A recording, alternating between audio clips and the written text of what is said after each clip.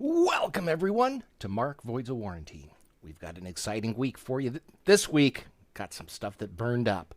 But before I get to that, I do want to remind viewers about this little project right here.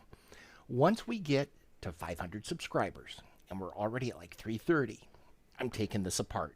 These are expensive broadcast lenses that they use on TV cameras for sitcoms and, news shows, that sort of thing. Huge element, big lens. Should be a lot of servo actuated mechanisms inside. I don't really know, but I want to find out. Need your help to do it.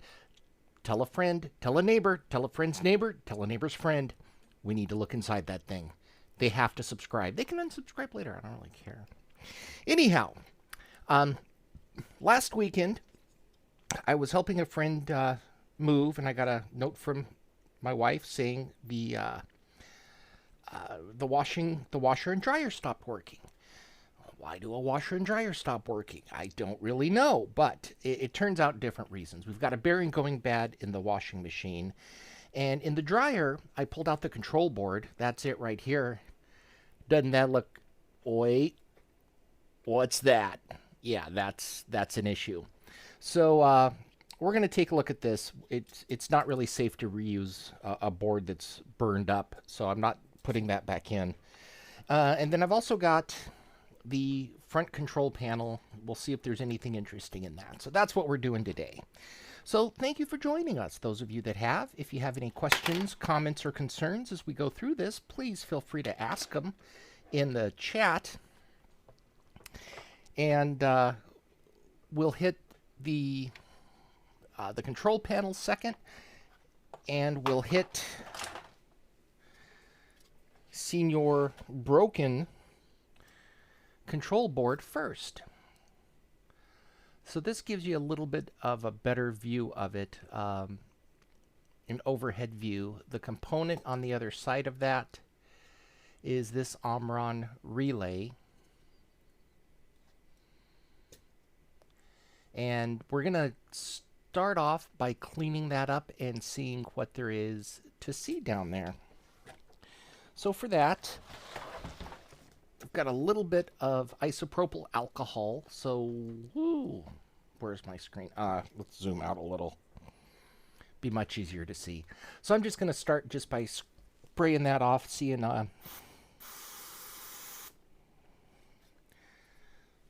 Okay, well, the suit wasn't all that excited to leave. It must like it here. So let me grab a paper towel.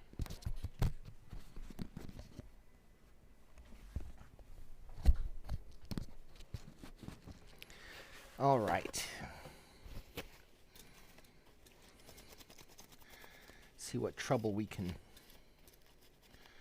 cause there.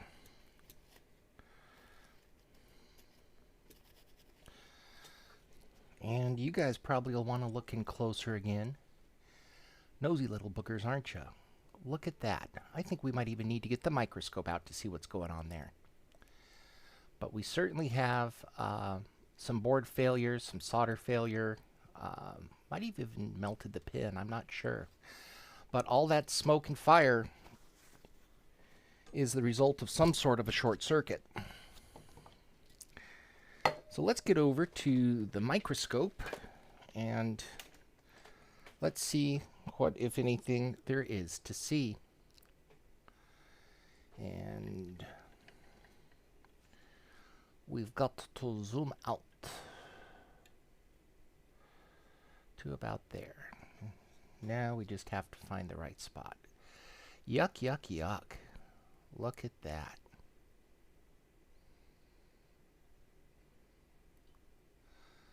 You can see the fiberglass underneath has begun to separate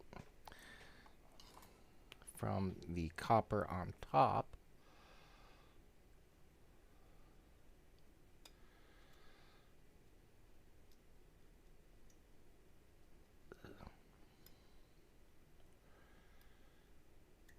So up on top, the copper actually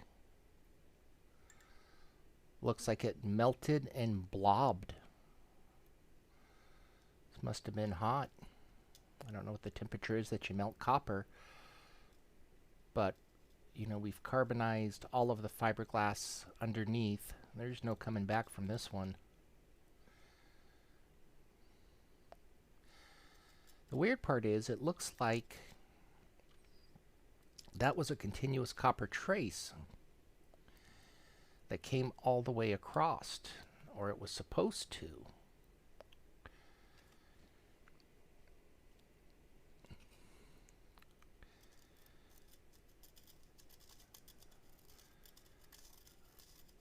So then maybe this joint failed, and that's what caused it? I'll be honest with you, I don't really know. I'm going to see if I can get some more of this carbonized fiberglass out and see if that reveals anything to us.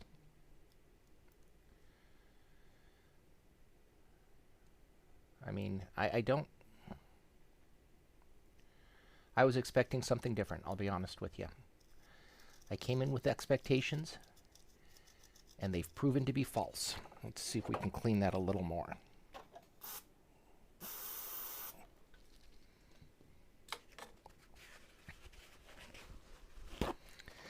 What I was expecting is those two traces were separate by some amount, and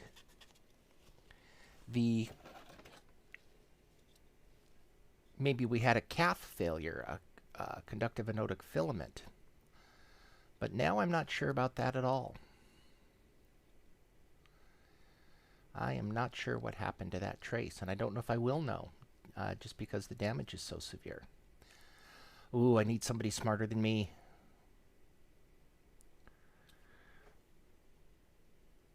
Where's my buddy Sebastian when you need him? Okay, well maybe we had a component failure of some sort. What do we need to do to get that part off? We're gonna find out. While we're letting the iron heat up, I will share with you a little desoldering caddy I 3D printed. So it's got room for a couple connector, or can't come up with a name for them right now. They're sure not connectors, but a little probes, tools, whatever. Spot for some desoldering braid, spots for some flux. So, yeah, that's fun.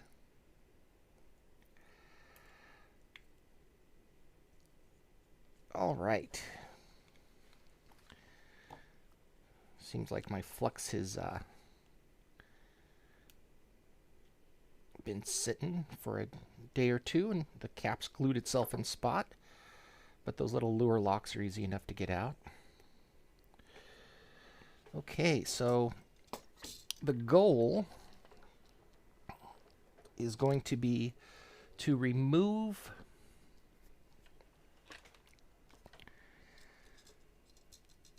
this relay and see what, if anything, there is to see. So I'm going to start by putting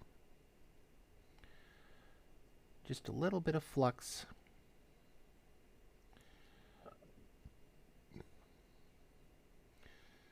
on those joints, and then I'm going to hit them with a little solder wick.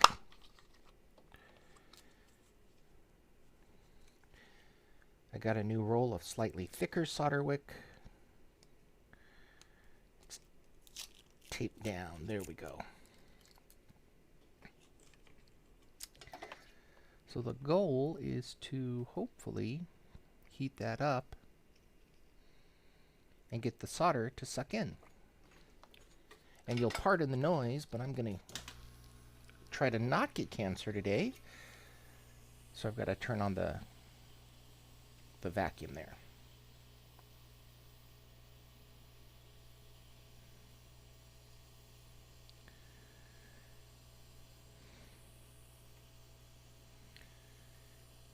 One issue that we have is that this board has been conformally coated. There's really not much to do but burn through that.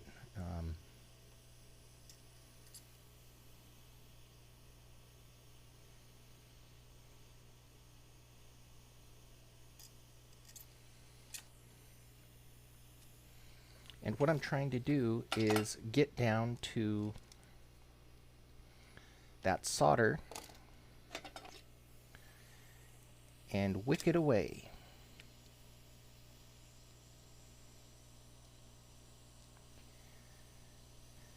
So this takes advantage of a process called capillary action. It's the same thing that lets water climb up a little piece of paper that you might set in your cup.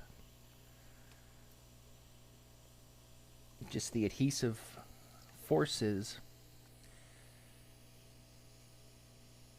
between the solder and the copper allow it to just get sucked and pulled in. That's looking pretty good. It's not great, but it's pretty good. I've got another trick up my sleeve we can use here in a second if we need to. And then we'll get some fresh wick available. Oh, that's a connector anyway. So I'm wasting my time on that.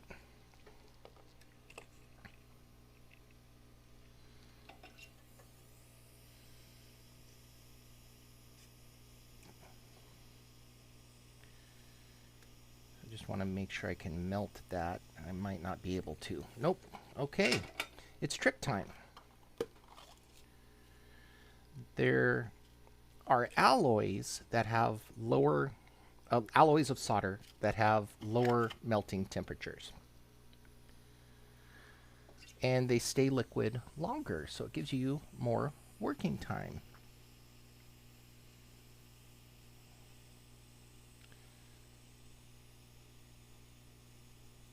So I'm going to try to get that solder to melt, and then I'm going to apply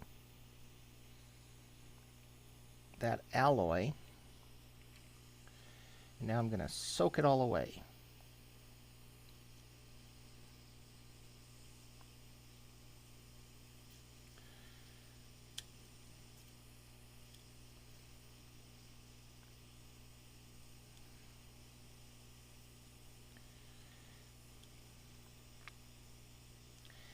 And this would probably be more interesting under the microscope, so we'll, or you know something, let me try just the zoomed in overhead first there for you.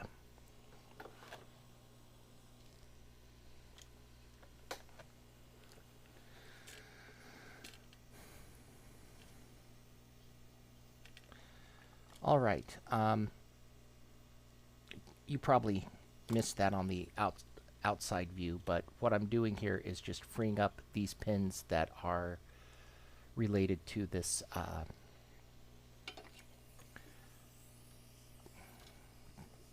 relay. So I'm just going to heat it up and burn off a little of that conformal coating,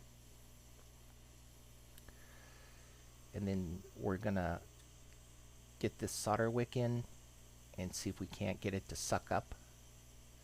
And you can see it start moving in there, right? That's what we're trying to do.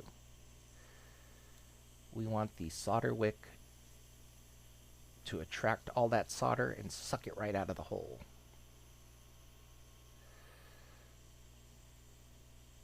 Okay, that one looks free.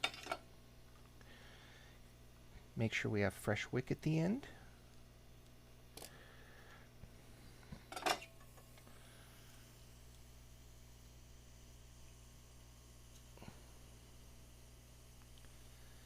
And I'm just waiting till I see that liquefy, and then I'm going to go back in with the wick and see if I can't get it to just soak right in. See, just trying to clear that out.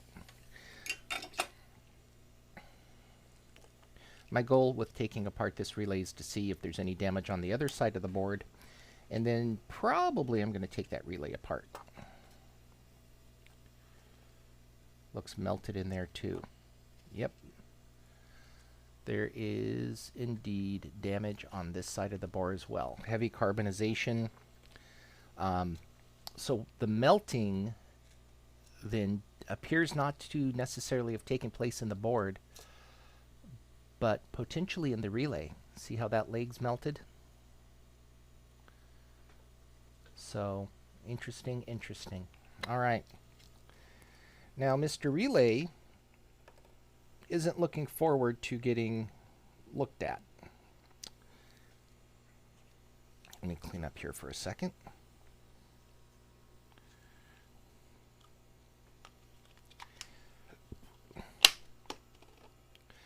So we're going to have to use some percussive deconstruction techniques. I mean, I could use a Dremel, but I don't have one handy.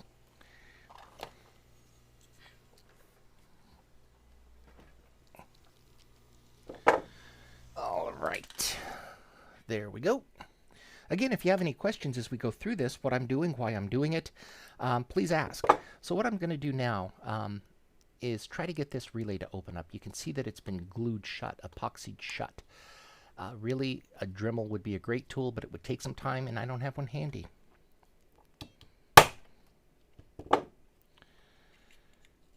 So, plan B is percussive deconstruction. That's why we wear our eyeglasses, boys and girls. And non-binaries.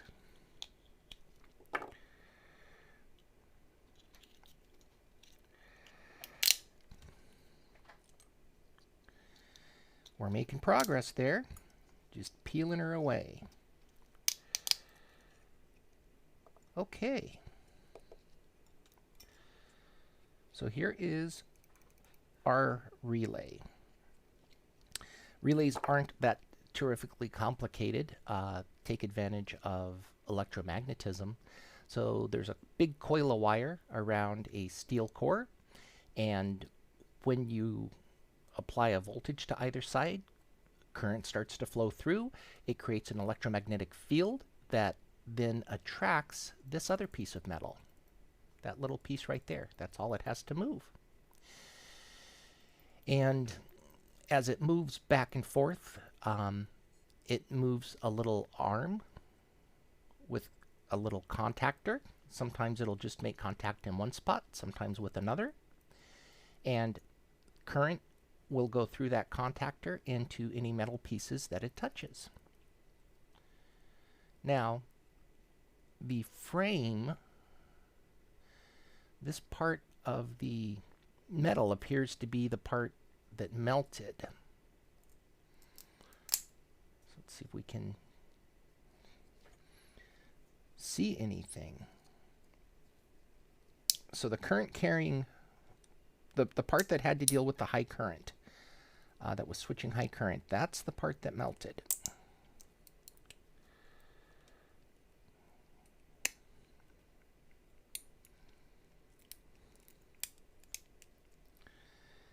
That is the part that failed.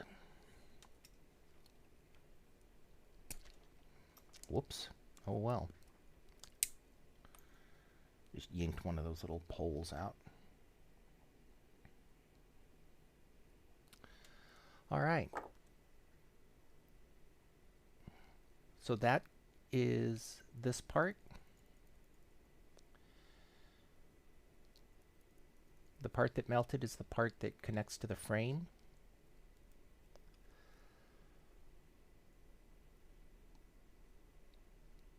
So that sure does make me think there was a short circuit of some sort, but I don't know if I'll be able to find it. Interesting. So anyways, that's what's in a relay. And this is the part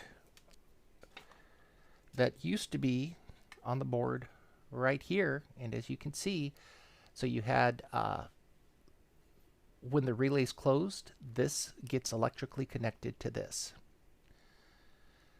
So then my next question is, why did that burn up?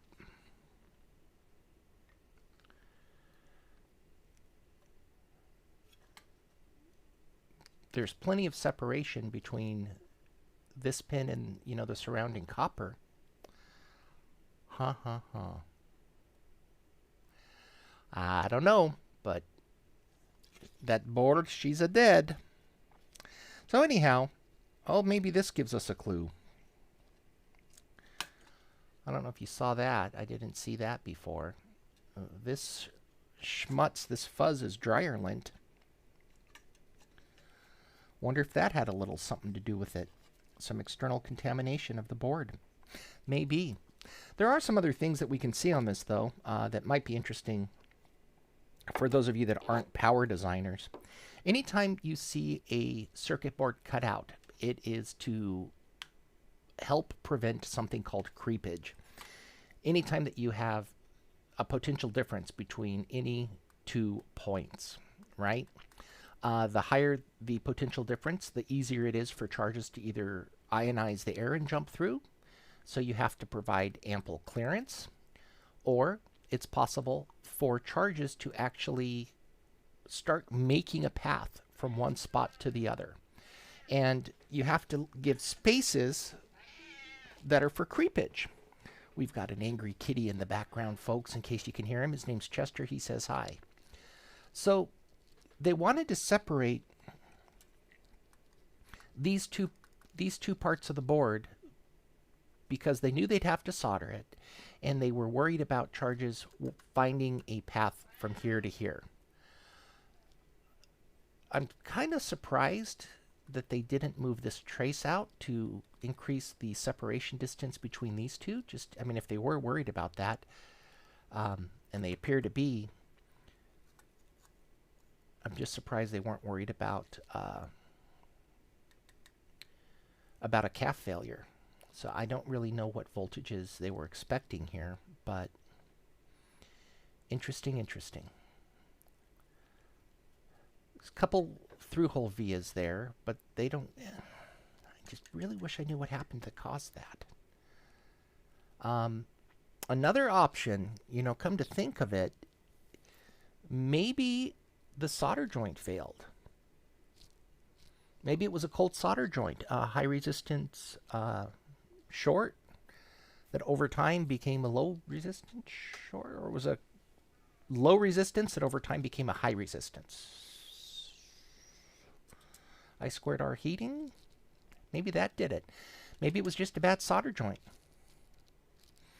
That might make sense to me anyway. So then the heat is generated right here. It's unable to dissipate, so it goes down the copper till it melts the copper, creates an open circuit condition. Dryer stops. Okay, I could buy that. So for now, that'll be my working theory, unless something else jumps out at me. So these guys did apply a layer of conformal coating. They had to do some keep outs. It wasn't done all that cleanly around some edge connectors, right? There's a spot here. Same thing over here. Probably could have done with some better assembly drawings. Looks like they just had Hassel hot air solder level covering.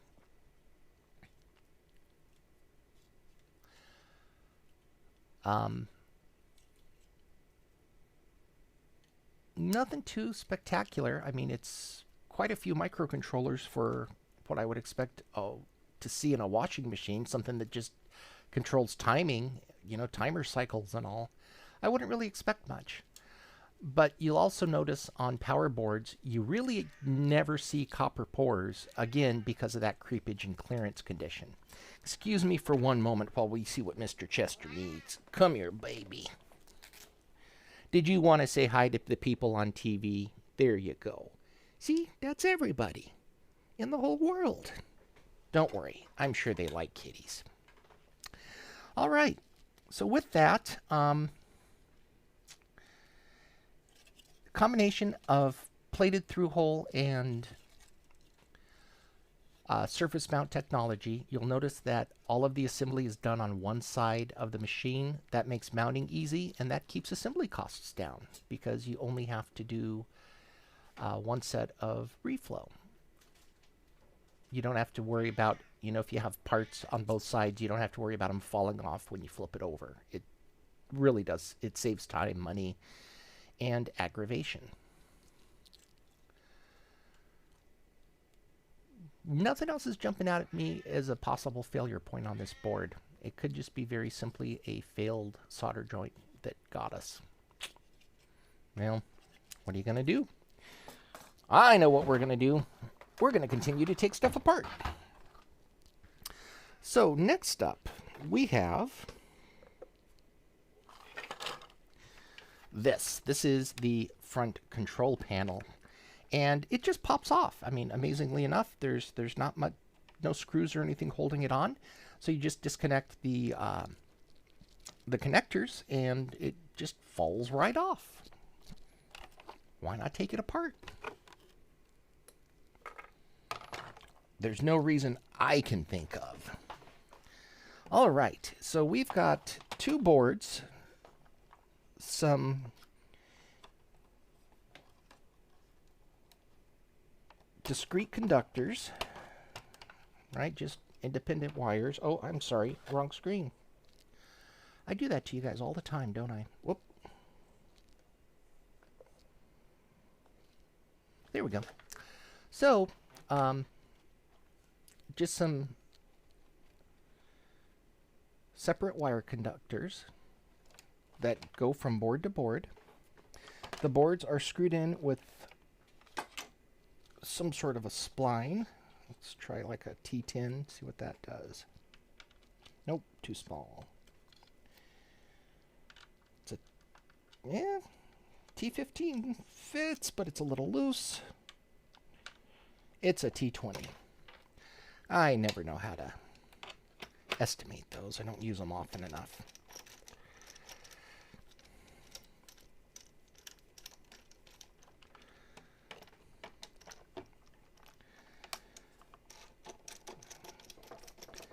So I'm just going to liberate these boards,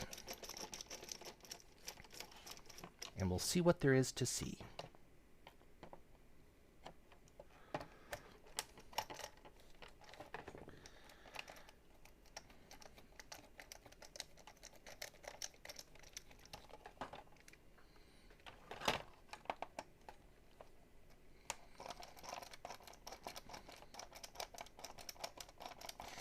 So while I'm taking this apart, let's go back to failed solder joints for a minute. Interestingly enough, failed solder joints are one reason that you're not allowed to solder high current connections. The concern is always that the current will generate enough heat to allow the solder to melt, leave the joint, and then it stops conducting current the way it was designed, and it heats up really fast. Let's see there. It looks like we're mostly free. Did I miss one? I don't think so. All right, so we've got a control panel and the back side, which is all the switches and whatever, and these little pressure points come down and they will intersect a button or a switch head of some sort. So all of these aren't really fancy switches at all. It's all just mechanical designed. And then they go and they hit some cheap thing you get from DigiKey. Cool. Or wherever, Mouser. So all of this is created by somebody who knows injection molding. This is a little outside the purview of your typical electrical engineer. There might be some guys out there that know it, but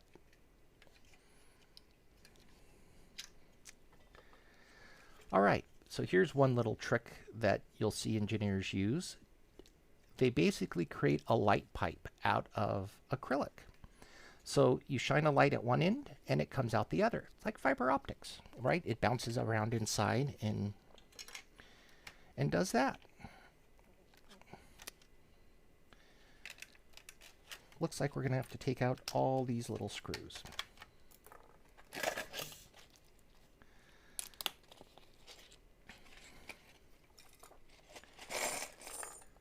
So we've got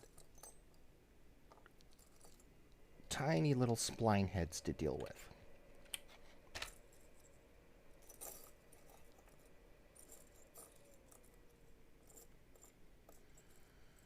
Do we have a tiny little spline driver to deal with them? This looks too big. And it is. I think I need a 3D print holder for these. That might be my next project.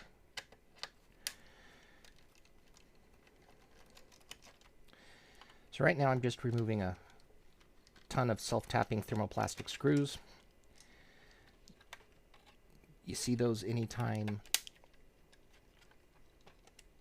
an engineer has created a little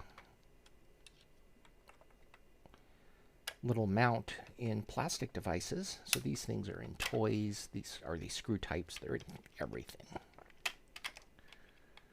Nice wide threads. And since plastic is so much softer than steel, very easy to drive these things in and have them cut their own threads, so you don't need a separate machining operation. All right. Get that out and grab the next one.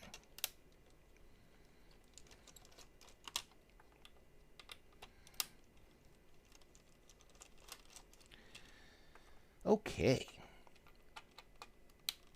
Almost there. Almost there. Anybody know any good electrical engineering jokes you want to share in the chat? No, but I do see that Chester, yes, Chester wants camera time. He always does. He's a good little boy, but very needy. All right, where are we here? There we go. 2 more boards to look at and a rotary encoder. Let's see how hard it is to get that out. Arrgh.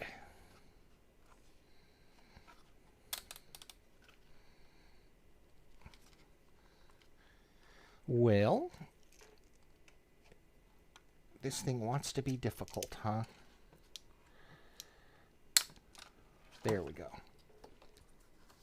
All right, so the first thing that I removed is something called a rotary encoder.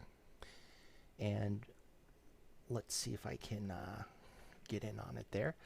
So this little device has a lot of locking detents. This gives you 360 full degrees of rotation in some amount of divisions there.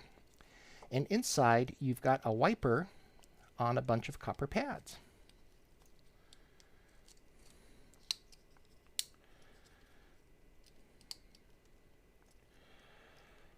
Here we go. So this is just the spinny part. It's all plastic.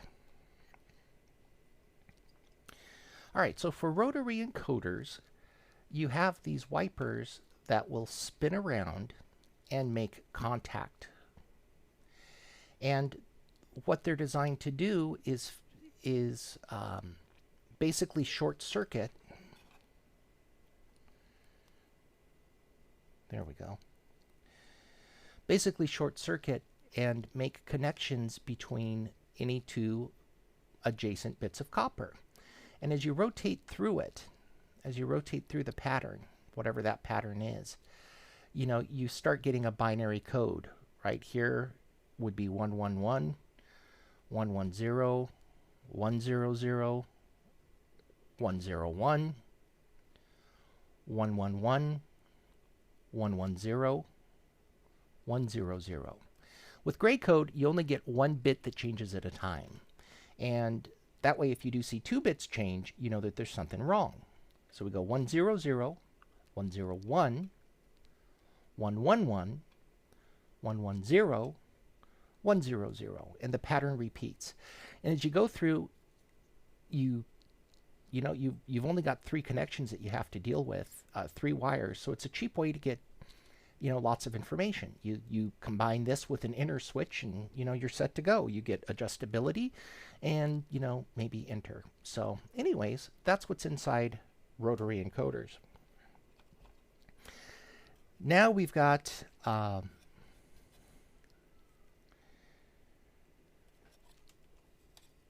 these boards to look at, and there's nothing too exciting about them. I mean, there are some interesting things. Like here, you've got a 7-segment display that they just made.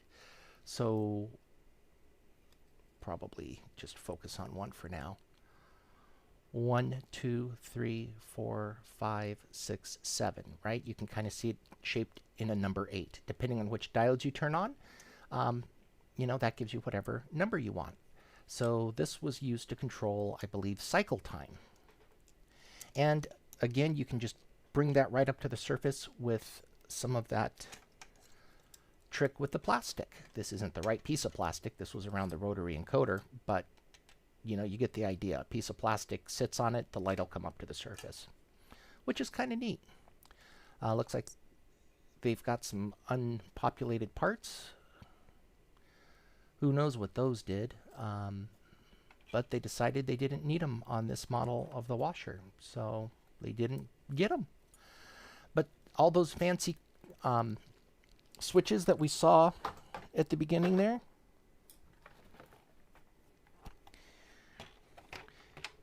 you can find switches that are approximately this big, industrial control switches. They're a little bigger, a little different, but you can find them.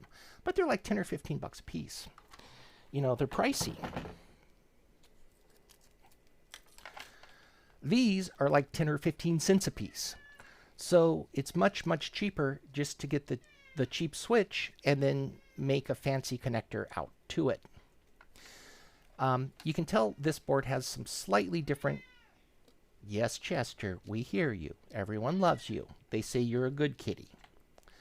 So with all of these things, it looks like there's even more spots for diodes that probably just weren't used.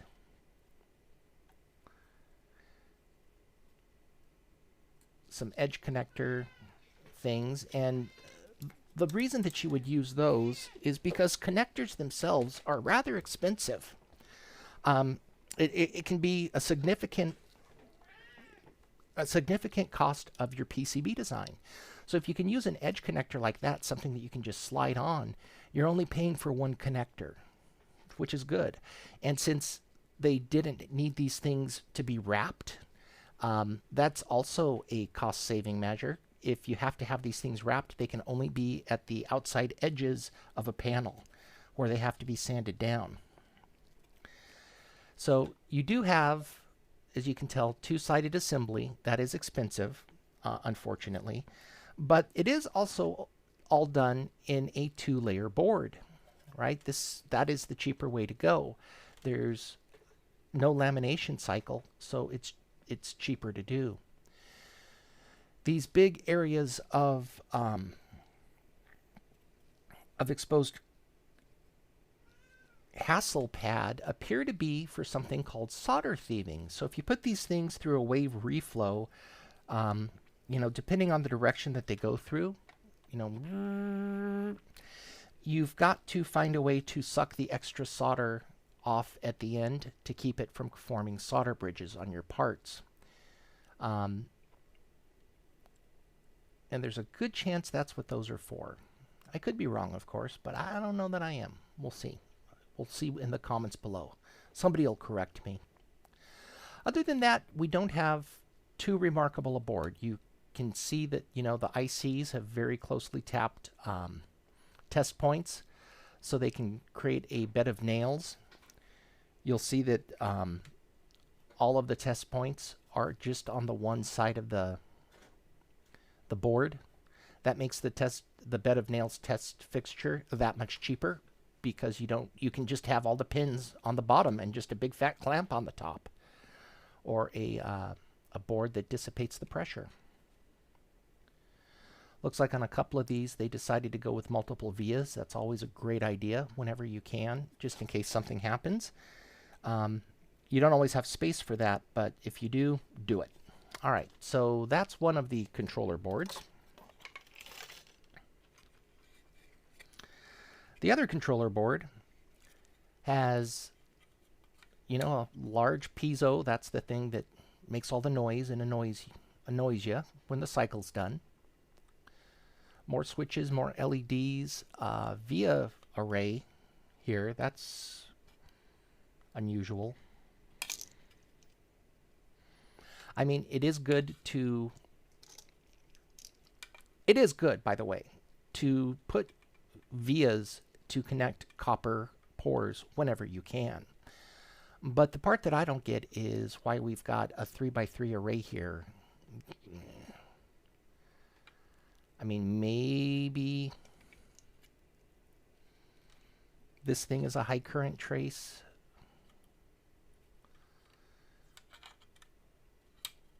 I would have loved to see features like this down at the end, you know, the antenna-shaped things.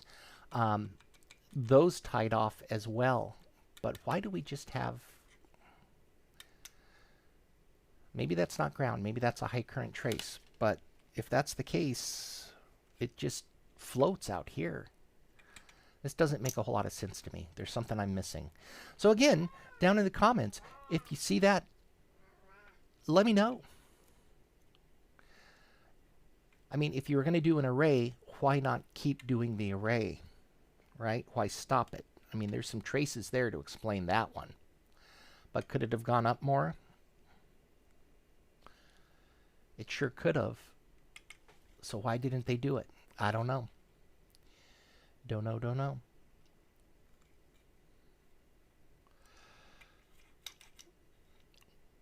These look to be mechanical cutouts.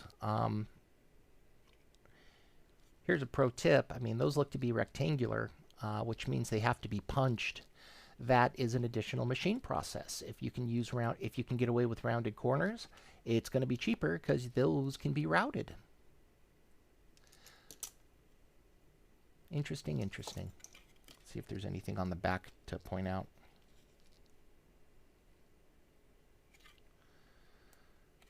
Not really. I mean, this board, the second control board, you can see that they put everything just on one side. That's the much cheaper way to go. On the back side, you've just got test points. That's where they put all those.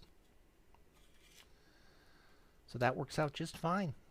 Keep your test points on one side, keep your assembly on one side. They can be the same side. I don't care. But anytime that you start putting things on both sides unnecessarily, it does increase the cost. So they kept their costs low by using 2-layer PCBs. It does seem like it's a heavier copper. I would say like ounce copper, maybe 1.5. I don't really know.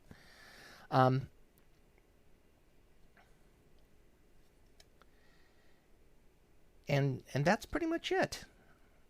So the reason that we took this thing apart was to try to figure out why a fire started at that location. And my best guess after taking this thing apart, taking the relay apart, seeing no physical damage, is it had to have been the connection between, because that was the current carrying contact. So it had to be the connection between the current carrying contact, you know, the relay and the board right there. And where those things were meant to connect, maybe there was some oxidation that just got worse over time. Maybe there was some electromigration. I don't really know. I don't really know what caused that to fail. But it started melting from there, right? Because the copper is melted in that direction. The blob's over there. It must have started accumulating over here. So that would make sense. So one bad solder joint on a board that's going to run $250 to replace. Yeah. Lucky me. Anyhow, I hope you enjoyed Mark Voids a Warranty.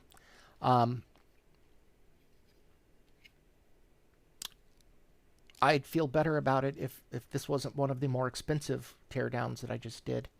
But what are you going to do? I mean, I can't put this board back in. I know I can source the part. There's no way I would ever trust that joint again. Board's got to go.